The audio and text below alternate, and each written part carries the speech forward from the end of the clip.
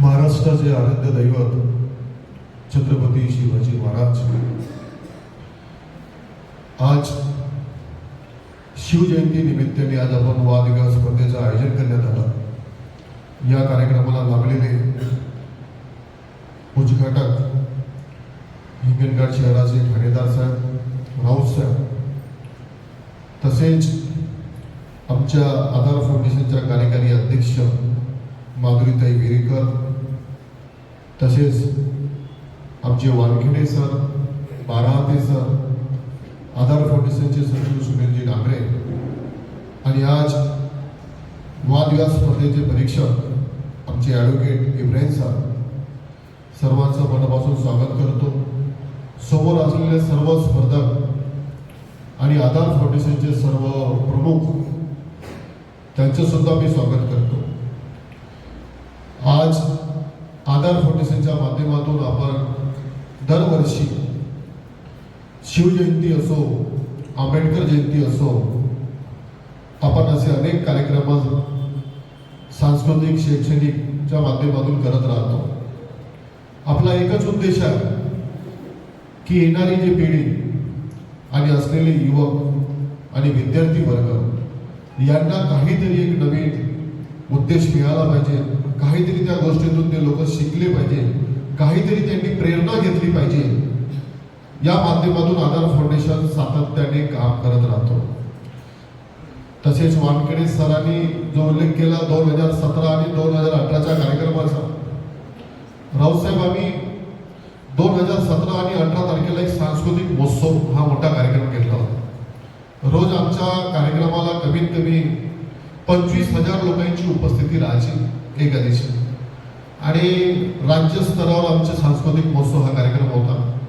आणि गेल्या 2016 ते 17 पासून सातत्याने कंटिन्यू सामाजिक कार्यक्रम आम्ही करत राहतो। याच्यात संस्थापक अध्यक्ष मला बनवलेलं आहे, पण माझा पिक्चर काहीच नाही, मी झिरो आहे। हे सर्व काम करणारे सर्व आमचे समोर बसलेले आधार फाउंडेशनचे सर्व प्रमुख लोक, आमच्या कार्यकारी अध्यक्ष आमचे इब्राहिम साहेब आणि समोर आमचे सर्व विरकर सर, निमट सर, परागजी मुळे, वादिले सर, सुभाषजी गिनविने, दांडेकरजी, हे सर्व प्रमुख लोक काम करत राहतात।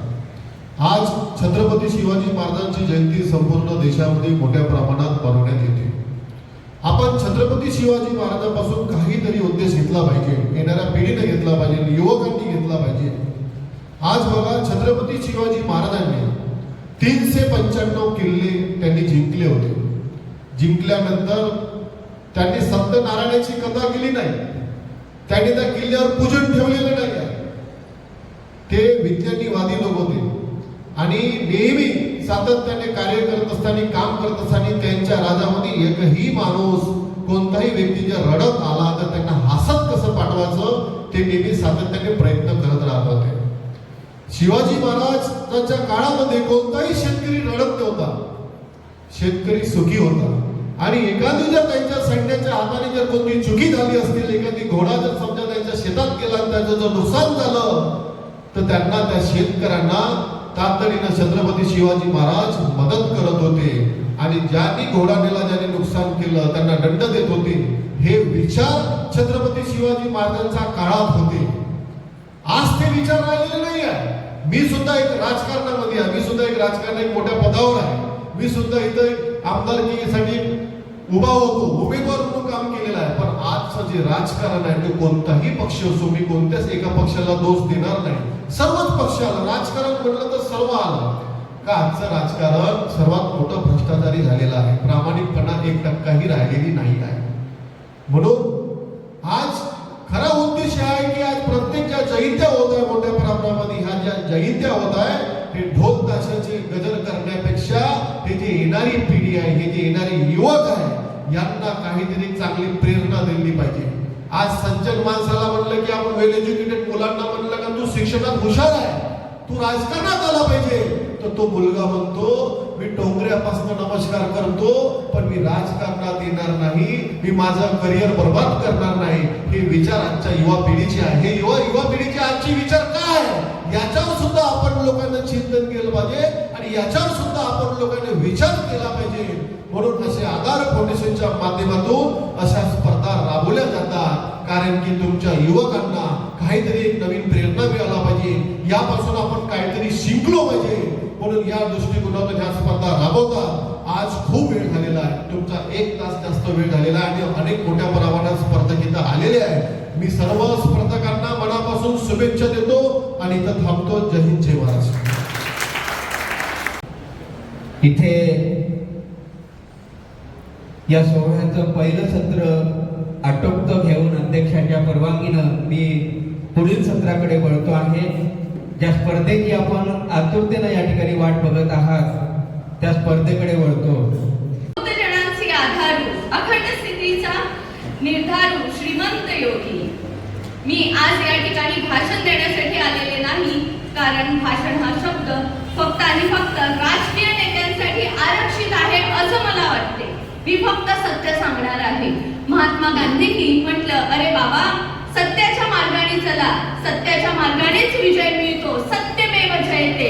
आणि म्हणूनच आज माझ्या नकारात्मक प्रतिस्पर्धींच्या विचारांना असत्य ठरवून, त्यांच्या विचारांचे खंडन मंडन करून, त्यांच्या विचारांची थिरडी उचलण्यासाठी मी निशिगंधा ज्ञानेश्वर सोनेकर, डॉक्टर B.R. आंबेडकर शिक्षण संस्थेतील प्राध्यापिका, प्रस्तुत विषयाच्या बाजूने पण वास्तविकतेच्या अनुकूल बाजूने बोलण्यासाठी उभी आहे. विषय मांडते आहे नैतिक नेतृत्वाचा अभाव आजच्या समाजातील मोठी समस्या आहे, हो आहे, निवार आहे असे मत निश्चित करते. परीक्षक महोदय, मी जेव्हा या विषयाचा विचार करते तेव्हा मला लोकशाहीच्या मूल्यांचा ऱ्हास झाल्याचा भास होतो. हे सुद्धा नैतिक मूल्याचा अभाव आहे असं मला वाटते. सर्वात आधी नैतिकता म्हणजे काय? योग्य, अयोग्य, न्याय, अन्याय, बरे, वाईट यातील फरक दाखवणारे तत्वज्ञान, जे सामाजिक मूल्य व प्रामाणिकपणावर आधारित वर्तन दर्शविते. नैतिक नेतृत्व म्हणजे काय? की असं नेतृत्व शैली की ज्यामध्ये नेता स्वतःचा विचार करत नाही, तो समाजाचा विचार करतो आहे. आणि तो प्रामाणिकपणा, पारदर्शकता, निपक्षता आणि आदर या मूल्यांच्या आधारावर तो वर्तन करतो, निर्णय घेतो आणि धर्म आणि कर्म या आधारावर या मूल्यांचे पालन करतो आणि आपला स्वतःचा आदर्श समाजापुढे मांडतो. तर आपण जेव्हा नैतिक नेतृत्वाचा विचार करतो तेव्हा फक्त आणि फक्त राजकीय नेत्यांना त्या चौकटीमध्ये बांधतो, पण हे चुकीचं आहे. नैतिक नेतृत्व हे कुटुंब, शाळा, संस्था, कार्यालय, समाजातील घटक, राजकीय घटक, आंतरराष्ट्रीय पातळीवरील घटक यामध्ये सुद्धा नैतिक नेतृत्व असणं गरजेचं आहे. आणि आपल्या समाजामध्ये नैतिक नेतृत्वाचा अभाव मला दिसतो. जेव्हा आपण कुटुंबाकडे बघतो तर कुटुंबाला सांभाळायला सुद्धा एक नेतृत्व असतंच. त्यामध्ये ते नेतृत्व कसं असायला पाहिजे हो सर, की ज्यामध्ये समानता असेल, न्यायिक भावना असेल, निपक्षता असेल, प्रामाणिकपणा असेल, पण तो मला दिसला नाही. एक उदाहरण आहे स्त्री पुरुष समानता. स्त्री पुरुष समानता मला कुठेच दिसत नाही. आपण म्हणतो की स्त्री पुरुष हे नाण्याची 2 बाजू आहेत आणि समाज रूपी रथाचे 2 चाक आहेत. ते रथाचे 2 चाक नाही तर ते सायकलचे 2 चाक आहेत असं माझं मत आहे. आणि जेव्हा मुलगी होते तेव्हा स्त्री भ्रूण हत्या करणारा पण आपला समाज आहे आणि मुलगा झाला म्हणून पेढे वाटणारा सुद्धा वंशाचा दिवा आहे म्हणून तोही आपला समाज आहे. यामध्ये सुद्धा नैतिक नेतृत्वाचा अभाव मला दिसतो आहे. आणि जेव्हा नेतृत्व हे पैशाच्या मागे धावते, मुलं अविचारी बनत आहे. परीक्षक महोदय, मुलांमध्ये पाश्चिमात्य संस्कृतीचा प्रभाव पडत आहे. मुलं आदर करण्याला विसरले आहे. वृद्धाश्रमांची संख्या वाढत आहे. त्यानंतर विवाहापेक्षा घटस्फोट जास्त होत आहे. हा सुद्धा नैतिक नेतृत्वाचा अभाव आहे असं मला वाटते. परीक्षक महोदय, आपण संस्था आणि कार्यालयाचा सुद्धा विचार करून संस्थेमध्ये जे वरिष्ठ अधिकारी आहेत ते सुद्धा असमानता आणि अन्यायाच्या भूमिकेने जेव्हा विचार करतात, म्हणजे ते संस्थेचा विचार न करता आपला स्वतःचा जेव्हा विचार करतात त्यामध्ये सुद्धा असमानता होते. नेट सेट झालेले लोक बेरोजगार आहेत, हो, ते मजुऱ्या करतायत आणि पैसेवाले ते पदावर बसलेले आहे. हा सुद्धा नैतिक नेतृत्वाचा अभाव आहे असं मला वाटते. आणि त्याच्यामुळे बेरोजगारी वाढली आहे, भ्रष्टाचार वाढला आहे. या टेबल पासून त्या टेबल पर्यंत कागद जाण्यासाठी फक्त आणि फक्त पैसे लागतात, बाकी काही लागत नाही. आणि शिक्षक आणि विद्यार्थी यांच्यामध्ये सुद्धा एक नेतृत्व असतं बरं का. आपला विद्यार्थी हा नेतृत्वाच्या दृष्टीने त्या शिक्षकाकडे पाहतो आणि आजचा शिक्षक हा व्यसनाधीन झालेला आहे. हा नैतिक नेतृत्वाचा अभाव नाही तर काय आहे? बरोबर आहे ना परीक्षक महोदय? आपली भूमी म्हणजे संतांची भूमी आहे आणि या ठिकाणी अनेक विभूती होऊन गेल्या. तथागत गौतम बुद्ध आहेत, बाबासाहेब आहे, राजर्षी शाहू महाराज आहेत, छत्रपती शिवाजी महाराज आहे. यांचा वारसा आपल्याला समोर चालवायचा आहे. पण आपण काय म्हणतो? नेतृत्व असावं तर छत्रपती शिवाजी महाराजांसारखं, संस्थापक असावे तर राजर्षी शाहू महाराजांसारखे आणि शिक्षक असावं तर साने गुरुजींसारखा. पण आजकालचे नेते हे समजू शकत नाही. ते फक्त सत्तेसाठी, पैसेसाठी आणि स्वतःचं पोट भरण्यासाठी या राजकारणात येतात. खंत एवढीच वाटते की आपला युवा वर्ग त्याच्या मागे फिरतो आहे, जे त्यांना चुकीचं मार्गदर्शन देतो. त्यामुळे भ्रष्टाचार वाढलाय, गुन्हेगारी वाढली आहे आणि गुन्हेगारांना शिक्षेची भीती राहिलेली नाही. आणि या आधीच्या काळामध्ये चहा विकणेवाला मोठ्या पदावर जात होता, पण आता MBA आणि इंजिनिअरिंग झालेले पोरं चहाचं दुकान टाकत आहेत. आईन्स्टाईनच्या लिस्टमध्ये येणारे एप्स्टेन फाईलमध्ये येत आहेत. हे सुद्धा नैतिक नेतृत्वाचा अभाव आहे असं मला वाटते. आणि म्हणूनच मला असं वाटते, कुठे शोधू मी त्या अपुऱ्या प्रकाशाला, जो उषकाल न होताच मावळला. भेटते ज्या सूर्यास, त्याचा जन्म आधीच गर्भपात झाला, त्याचा जन्म आधीच गर्भपात झाला. आणि जेव्हा असं नैतिक नेतृत्व अतुल भाऊंसारखं येतं, त्या विचारांना तिथेच डावलल्या जाते. आणि आपल्या समाजात नैतिक नेतृत्वाचा अभाव आहे असं मला वाटते. आणि म्हणून सुवाकडून विश्वाकडे जाण्याची जी भूमिका आहे ती आपण बजावली पाहिजे. शिवाजी जन्मावा आपण शेजारच्या घरी, ही भूमिका आपण सोडून द्यायला पाहिजे. जेव्हा आपण मॉलमध्ये जातो तेव्हा पैसे खर्च करायला म्हणजे भीत नाही, पण शेतकऱ्यांकडे जेव्हा जातो तेव्हा भावबाजी करतो, ही सुद्धा चुकीचं आहे. आपल्यामध्ये सुरुवात व्हायला पाहिजे. गांधी बाबांनी जर म्हटलं असतं की मी फक्त माझं अंगण स्वच्छ करते तर देश स्वच्छ झाला असता का? नाही. आणि म्हणूनच शेवटी म्हणावंसं वाटते, सन्नावरी आज आमची जळतात नेते त्या कर आगाज करते हैं, जो चल रहा है उसे छोड़कर एक नई शुरुआत करते हैं. आओ चलो चलकर आगाज करते हैं, जो चल रहा है उसे छोड़कर एक नई शुरुआत करते हैं. आजादी की लड़ाई तो बहुत लड़ ली हमने, आजादी की लड़ाई तो बहुत लड़ ली हमने. राष्ट्रहित के बारे में कुछ बात करते हैं, राष्ट्रहित के बारे में कुछ बात करते हैं. Respected guest, respected organisers, respected parents and all my dear friends, मैं श्रावणी महेंद्र अंबुलकर आज यहाँ पे नैतिक नेतृत्व इस विषय पर अपने थॉट्स एक्सप्रेस करने आई हूँ. बट सबसे पहले आप सभी को शिवाजी महाराज जयंती की हार्दिक शुभकामनाएं. नैतिक नेतृत्व क्या है इसका? मैं सो सिंपल लैंग्वेज में अगर मैं इसे आपको एक्सप्लेन करना चाहूँ तो नैतिक नेतृत्व एक ऐसी ड्यूटी है, एक ऐसी सोच है, एक ऐसी इम्प्लीमेंटेशन है जिसमें सच्चाई, ऑनेस्टी एंड इक्वालिटी है. सो नैतिक नेतृत्व ये सिर्फ एक कर्तव्य नहीं है, ये एक हम सभी की जिम्मेदारी है. हम सब देखते हैं कि आजकल ना करप्शन बहुत बढ़ चुका है. जहाँ भी देखें, मतलब छोटे छोटे स्कूल, कॉलेज से लेकर बड़ी बड़ी यूनिवर्सिटीज तक एंड पॉलिटिक्स में तो करप्शन है ही. गांव में सरपंच को जो पैसे मिलते हैं उसका वो सही उपयोग नहीं करते, इसलिए गांव का विकास नहीं हो पाता. स्कूल के प्रिंसिपल सही व्यवहार नहीं करते, इसलिए बच्चों का पढ़ाई में और मेहनत करने में मन नहीं लगता. और जो गलत काम करते हैं वो पैसे देके उन्हें सजा नहीं मिलती, तो जो ईमानदार लोग हैं उनकी होप, उनकी आशा लॉ के प्रति, रूल के प्रति टूट जाती है. तो ये मेरा, आपका और हम सभी का कर्तव्य बनता है कि हम हमारी तरफ से छोटी छोटी कुछ ना कुछ ऑनेस्टी वाले काम करें. हमारे देश का मैं मतलब रियल लाइफ एग्जांपल देना चाहूँगी आप सभी को, लाल बहादुर शास्त्री जी का. लाल बहादुर शास्त्री जी प्राइम मिनिस्टर थे, बट उसके पहले वो हमारे रेलवे मिनिस्टर भी थे. तो 1956 में रेलवे एक्सीडेंट हो जाता है. तो उस एक्सीडेंट में लाल बहादुर शास्त्री जी की कोई भी गलती नहीं होती, फिर भी वो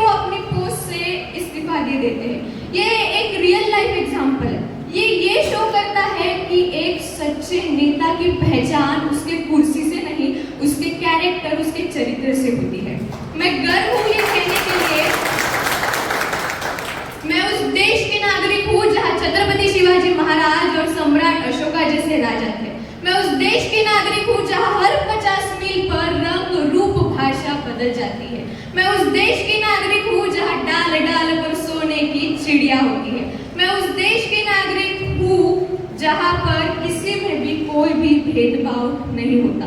तो क्या ये हमारा कर्तव्य नहीं है कि इतना सुंदर जो हमारा देश है, इतनी ब्यूटीफुल हमारी जो जन्मभूमि है, उसे हम सोशली एंड पॉलिटिकली और ब्यूटीफुल बनाएं। अगर वो कहते हैं ना कि बूंद बूंद से सागर बनता है, अगर मैं, आप और हम सभी थोड़ा थोड़ा जो भी हमें XYZ अगर कुछ मिले उसमें अगर हम ऑनेस्टी दिखाएं, इक्वालिटी दिखाएं, हमारी तरफ से 100% ऑनेस्ट रहने का ट्राई करें, तो सब अच्छा हो सकता है, हमारा भारत देश बहुत अच्छा आगे जा सकता है। तो एट दी एंड मैं आप सभी से यही रिक्वेस्ट करूंगी कि प्लीज इसमें थोड़ा सोचिए, बिकॉज क्या है ना, हम जो ये यूथ है, हम जो भी देखते हैं वो हमारे माइंड में चलता है और हम उसे इम्प्लीमेंट करना ट्राई करते हैं। हमें करप्शन दिखता है तो हमारे दिमाग में ये चलता है कि यार गलत करने वाला व्यक्ति इतना सफल है और जो ईमानदार व्यक्ति है वो तो बेचारा बैठ के है, तो हमें ये लगता है कि मैं भी फिर ये सब एफर्ट्स नहीं लूंगी। तो इस सब का प्रभाव हमारी यूथ पे, स्कूल गोइंग स्टूडेंट्स पे होता है। तो बस आपने सभी ने मुझे इतने पेशेंसली सुना, उसके लिए थैंक यू। एंड मेरा लास्ट में यही मैसेज है कि honesty is not easy, really honesty is not easy, but it is the path towards self improvement and self discovery, and it requires courage and commitment. So please try, honesty is the best policy. Thank you. जय संविधान, जय Shivray. Thank you. Good afternoon, everyone. First of all, I wish you all a happy Chhatrapati Shivaji Maharaj Jayanti and honorable guest of the day, judges, all my lovely, worthy opponents, and everyone present over here. So, I respect what my opponents are saying, but I do not agree with it, and I'm strongly standing here for opposing the notion that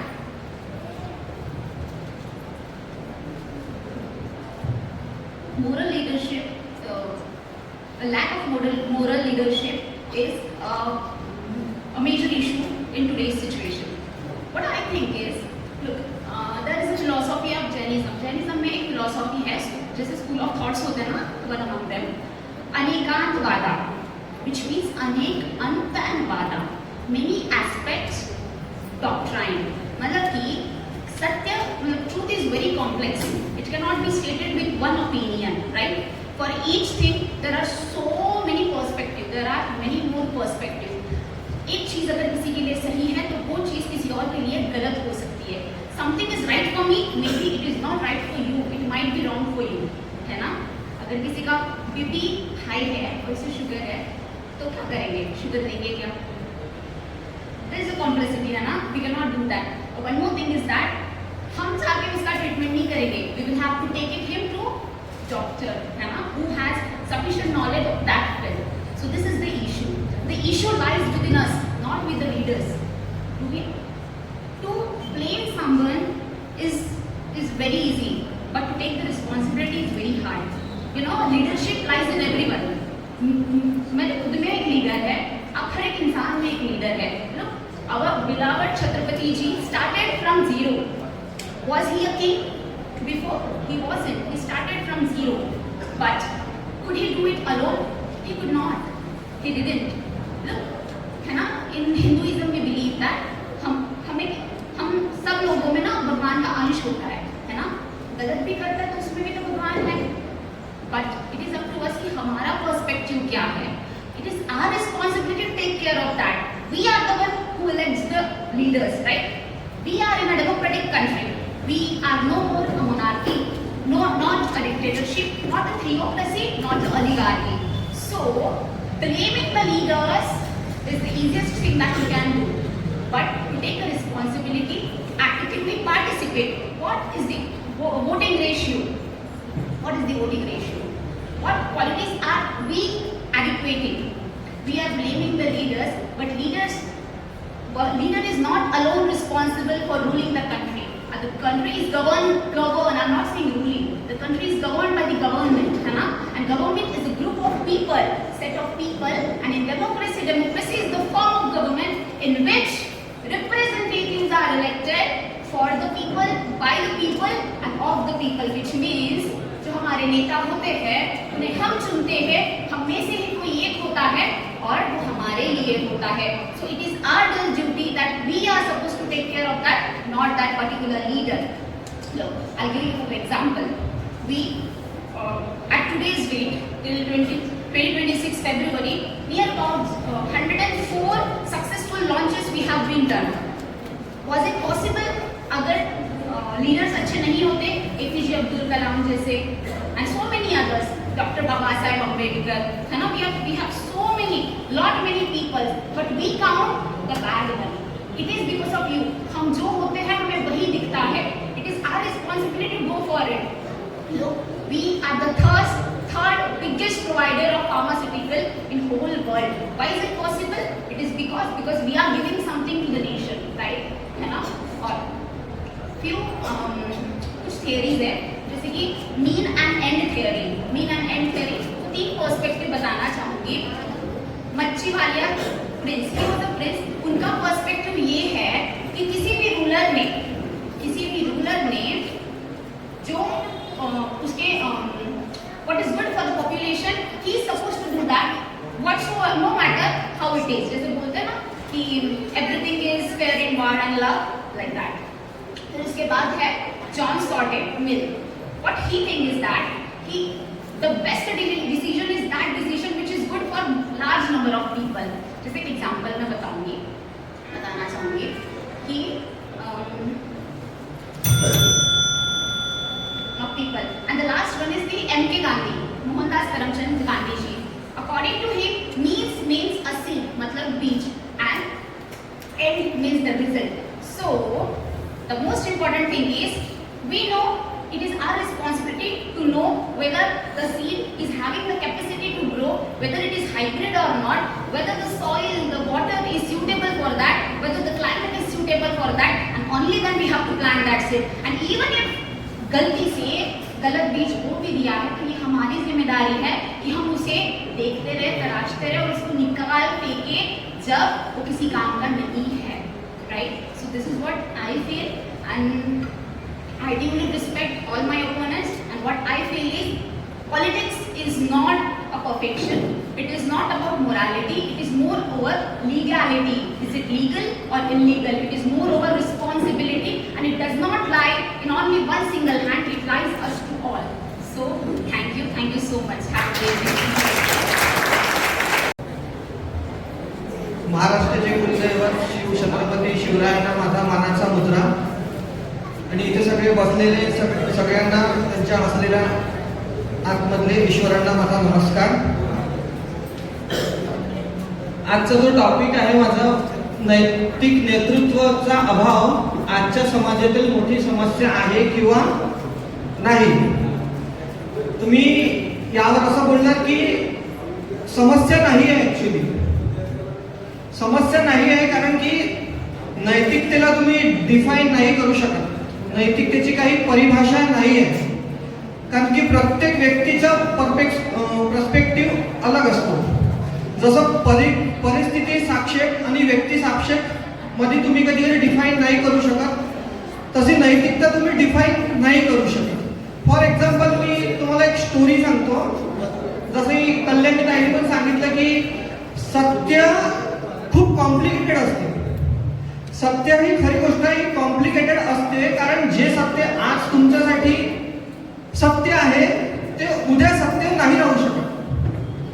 त्याच हिशोबाने सत्यवर एक आचार्य रजनीशने एक story सांगितली आहे की सत्य शोधणं म्हणजे आंधळ्या माणसाचं काम आहे. जसं 4 आंधळे व्यक्ती हत्ती शोधायला गेले तर कोणी म्हणत की हत्तीचे पाय हत्ती आहे, कोणी हत्तीची सोंड पकडून म्हणे सोंड हत्ती आहे, कोणी पाय पकडून म्हणे की हत्तीचे पाय हत्ती आहे, कोणी शेपूट पकडेल. 4 प्रकारचे लोक 4 सांगेल, परंतु 4ही मिळून सत्य तयार होते. परंतु काय होईल, 4 माणसं जेव्हा समाजात अलग अलग ठिकाणी जातील तर 4 अलग अलग पर्स्पेक्टिव्ह सांगेल की नाही माझ्या मते हत्तीचं सोंड आहे वगैरे वगैरे असं म्हणतील. तर तुम्ही एक गोष्ट डिफाईन नाही करू शकत. आता तुम्हाला मी जसं एक सांगतो, ओशोची अजून एक स्टोरी सांगितली आहे, डायमंडची स्टोरी सांगतो. काय झालं होतं, जगामध्ये एक खूप मोठा प्रोग्राम चालू होता हॉटेलमध्ये. तिथे ऍक्च्युली काय झालं होतं की एका माणसाकडे हिरा होता आणि त्याने सांगितले की जगामध्ये फक्त असे 2च प्रकारचे हिरे आहेत. त्या प्रकारमधला एक हिरा हा माझ्याकडे आहे आणि तो हिरा, दुसरा हिरा इथे आता कोणाकडेच नाही आहे. आणि तो हिरा सगळ्यांनी त्याने दाखवायला सुरू केलं. जितके लोक होते सगळ्यांनी एका एका हातात घेतला आणि तो हिरा बघायला सुरुवात केली. हिरा बघता बघता तो हिरा लोकांच्या मधात कुठेतरी हरवून गेला. कोणाला तो हिरा दिसला नाही. पण आता काय झालं की सगळ्या माणसाची, मग त्या माणसाने म्हटलं की कोणीतरी हिरा चोरला आहे, म्हणून मला आता इथं जितके बसलेले मंडळी आहे, सगळे जे पाहुणे आहे, मला यांची छानबीन करायची आहे, मला चेकिंग करायची आहे यांची की कोणी हिरा घेतला म्हणून. सगळ्यांची चेकिंग होते, परंतु एक व्यक्ती असा असते जो आपली छानबीन करू देत नाही. इतकी मनाई करते का शेवटी त्याला हातात बंदूक उचलावी लागते की अगर तू मला हात लावशील तर मी आय विल शूटिंग, म्हणजे मी रिव्हॉल्वर हातात घेईन. ऍक्च्युली सगळे लोक त्याला ब्लेम करतात की हा माणूस अनैतिक आहे, हा हातात बंदूक उचलून राहिला याच्यासाठी का हा म्हणजे हा चोर आहे, हा सिद्ध करू देत नाहीये म्हणून हा बंदूक उचलून राहिला. अचानक थोड्या वेळाने काय होते की एका लहान मुलाच्या हातून तो हिरा खाली पडतो आणि त्यावेळेस तिथं 2 हिरे सापडतात. जो व्यक्ती पहिले म्हणत होता की जगामध्ये असे 2 प्रकारचे हिरे आहेत आणि ते हिरे त्याच मंत्रिमंडळात कोणाकडे तरी होता, जेव्हा हे प्रूफ होते तेव्हा त्या सगळ्यात तिथल्या व्यक्तींना विश्वास होते की जगामध्ये 2 हिरे होते. परंतु झालं काय असतं, त्या माणसाने अगर हातात बंदूक नसती उचलली किंवा स्वतःची छानबीन होऊ दिली असती तर तो त्या दिवशी चोर असता. तर स्वतःला कधी म्हणजे लोकांचा पर्स्पेक्टिव्ह त्या म्हणजे त्यांनी स्वतःला चेक नाही करू दिलं, त्या वेळासाठी तो चोर होता. म्हणजे नैतिकता सांगते की चोर होता आणि 5 मिनिटानंतर किंवा 10 मिनिटांनंतर तो व्यक्ती चोर नव्हता, तो बरोबर होता. तर नैतिकता अनैतिकता हे आपण म्हणजे मला तरी वाटते मनुष्यात इतकं सामर्थ्य नाही की ते डिसाईड करू शकते. त्याच्यासाठी मे बी श्रीमंत योगी सारखं छत्रपती शिवाजी महाराजांना जन्म घ्यावा लागते की कोण डिसाईड करत ती योग्य किंवा अयोग्य. याची अजून मी फायनल इयरला इंजिनिअरिंगला असताना एक आम्हाला मशीन डिझाईन म्हणून एक सब्जेक्ट होता. मी त्याचा सुद्धा एक एक्झाम्पल देतो. मशीन डिझाईन मध्ये म्हणत होते की तुम्ही जे बनवता जरूर नाही पुढच्या व्यक्तीला आवडेल म्हणून. तर याचं एक एक्झाम्पल देतो की साऊथ मध्ये असताना असं झालं होतं की लेबर लोकांच्या लेडीजसाठी वॉशरूम तयार करण्यात आले होते. तर ऍक्च्युली वॉशरूम मध्ये कोणतीच लेडी जात नव्हती. ऍक्च्युली तर तिच्या जे इंजिनियरला वाटलं खूप वाईट वाटत होतं की मी इतकं चांगलं काम केलं तरी लोकांनी मला प्रतिसाद नाही दिला. तर माझ्या सरांनी सांगितलं प्रॉब्लेम इंजिनियरचा नव्हता म्हणे. ऍक्च्युली प्रॉब्लेम काय होतं म्हणे की जे तिथं लेडीज वर्ग होता त्यांना आपला प्रॉब्लेम शेअर करायसाठी जेव्हा ते बाहेर वॉशरूमला जात होते तेव्हाच ते लेडीज एकमेकांना भेटत होते. असा त्यांच्यापाशी मोकाच नव्हता की एकमेकांना भेटू शकेल ते. तर तेव्हा जाऊन त्या इंजिनियरला रिअलाइज झालं की नाही, एक त्यांचा इमोशनल पॅरामीटर पण होता जो आपण कधी समजला नाही. मे बी अगर ते हा ढिंडोरा पिटत गेला असता की मी वॉशरूम बांधलं, तो मे बी जगासाठी खूप चांगला आहे. पण त्या ज्या लेडीज होत्या ज्या आपले इमोशन्स कधी कधी शेअर फक्त त्या पर्टिक्युलर टाइमलाच करू शकतो आपण, ते त्यांच्या आयुष्याचे 15 मिनिटं नाही समजू शकत, जे 15 मिनिटासाठी ते बाहेर जातात.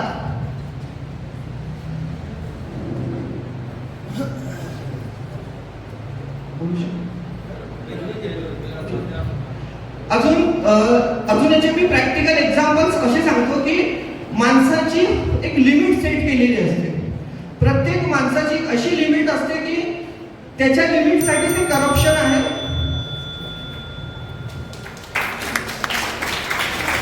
खान में हीरा आसमान में तारे की तरह चमकने वाले हमारे अध्यक्ष महाराज कंप्यूटर नीति को फेल गिराकर सत्यवादी हरिश्चंद्र की तरह न्याय देने वाले निर्णायक गण एवं आधुनिक युग की लोकशाही के यहाँ पे व्यक्तिमत्व जो भी यहाँ है सब नागरिक.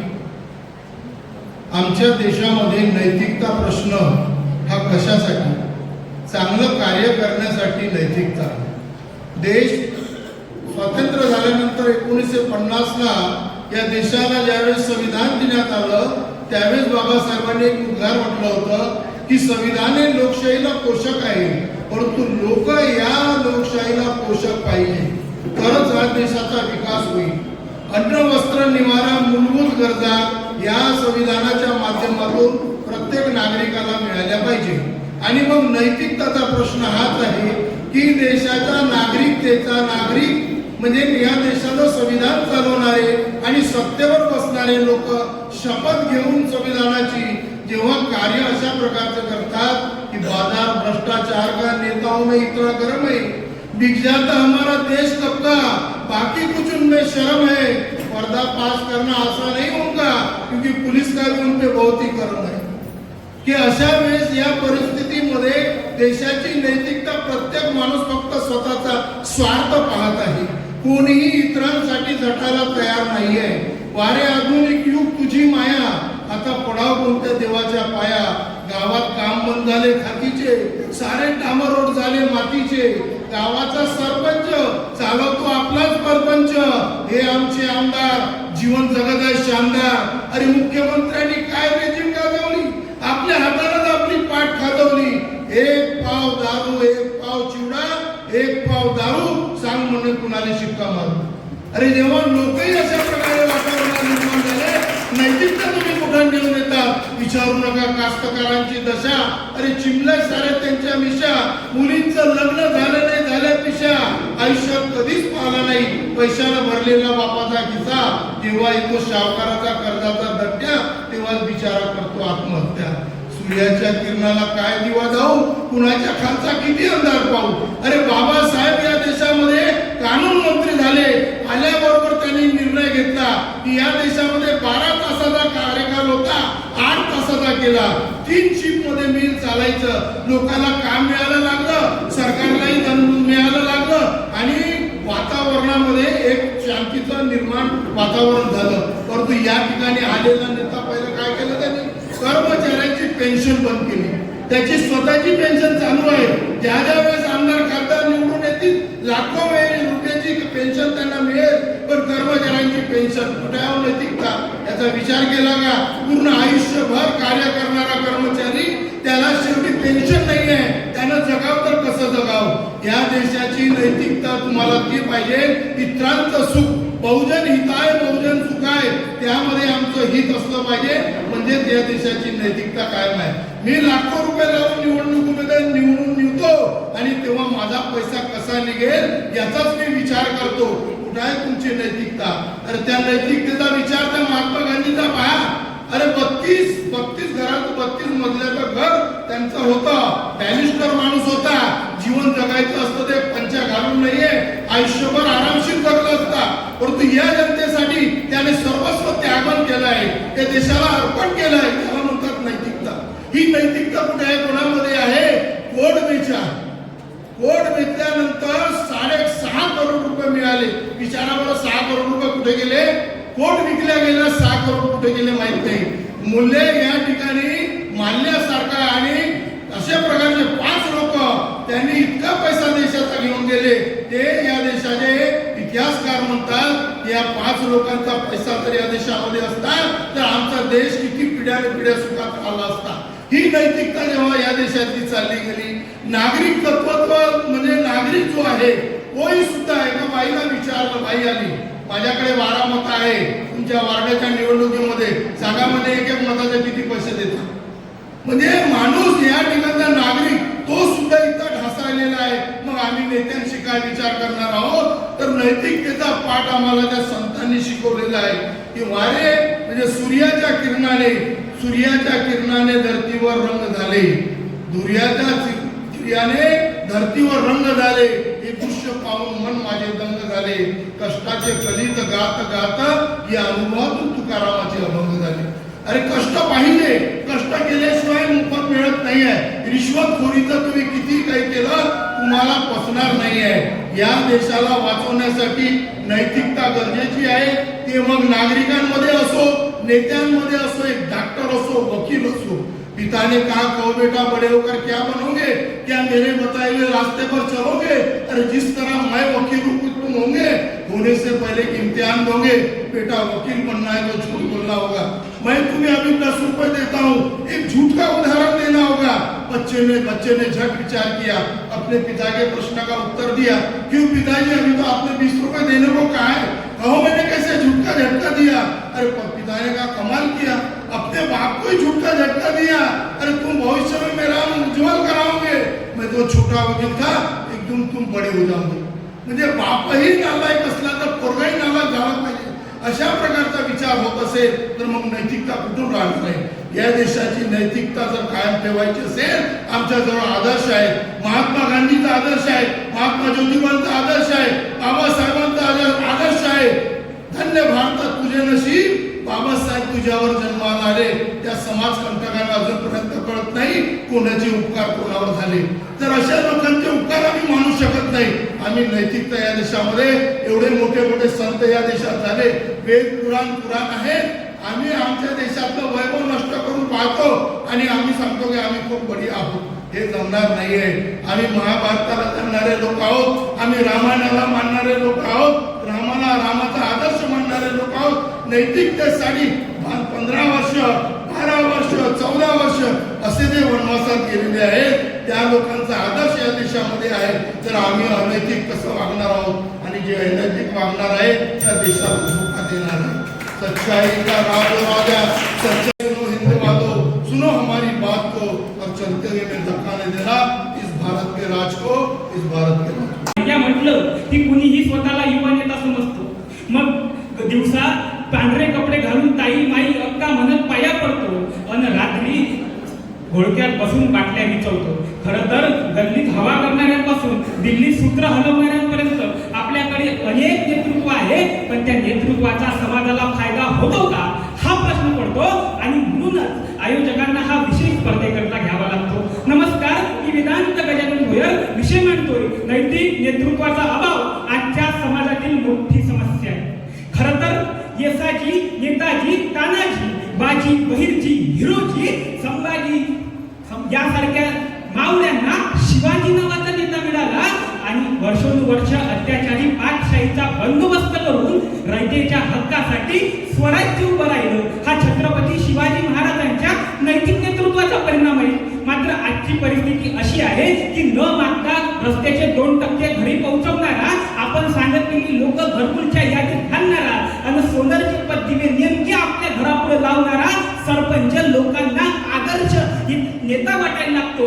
आणि मग ग्रामसभेच्या ठरावातून वाडीचा विकास आणि गावचा विकास होतो.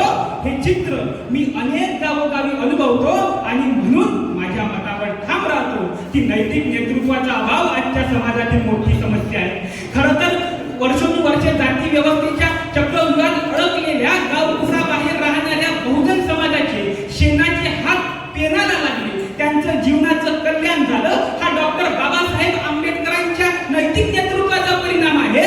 मात्र आज त्याच बाबासाहेब आंबेडकरांच्या विचारातून तयार झालेल्या रिपब्लिकन पार्टी ऑफ इंडियाच्या आज वंचित, एपीआय, आठवले, कवाडे, गवई, आझाद यासारख्या एक ना धड भाराभार चिंध्या झाल्या. याला जबाबदार घटक म्हणजे नैतिक नेतृत्वाचा असलेला अभाव. खरं तर आणीबाणीच्या विरुद्ध जेपीच्या आंदोलनातून तयार झालेल्या जनता दलाचे झालेले तुकडे असो की युगात्मा शरद जोशी यांच्या शेतकरी आंदोलनातून तयार झालेल्या शेतकरी संघटनेचे झालेले तुकडे, त्या नैतिक नेतृत्वाच्या अभावामुळे अनेक लोक उपयोगी संघटना आणि चळवळींचा झालेला हा ऱ्हास अनुभवतो. आणि म्हणून माझ्या मतावर ठाम राहतो की नैतिक नेतृत्वाचा अभाव आजच्या समाजातील मोठा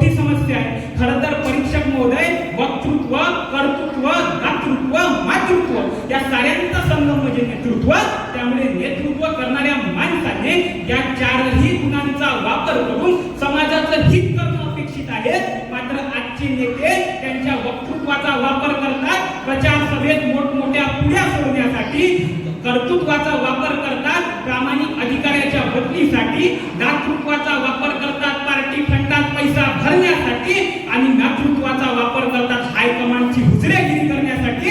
त्यामुळे अशा नेतृत्वाची समाजाला गरज आहे का, हा प्रश्न उभा राहतो. खरं तर परीक्षक महोदय, पूर्वीच्या नेत्यांनी आपलं घर. Myself Trisha.